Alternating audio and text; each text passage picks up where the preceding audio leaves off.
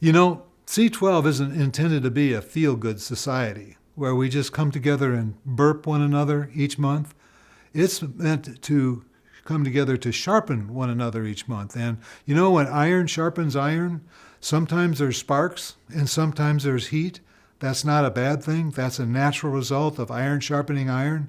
I want to give you a couple examples of the effect of godly counsel on two different members in experiences that I had as I was leading my groups.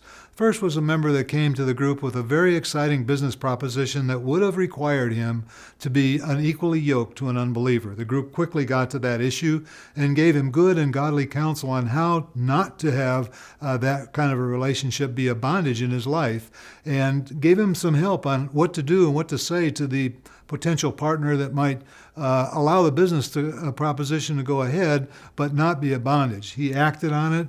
It not only did the potential partner receive it and did they go forward with it, but ultimately the other man was saved through the testimony of the brother who had received and acted on the counsel.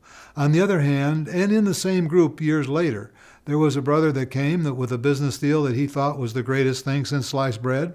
He had already made up his mind that it was the thing that he was going to do, and it was logical, and it was great, and it was going to be very, very profitable. Interesting enough, the group didn't buy it. There was not a single affirming vote as we went around the table. The brother said, well, God's told me to do it. I'm going to do it anyway. And he went off and did it at a seven-figure, very painful loss.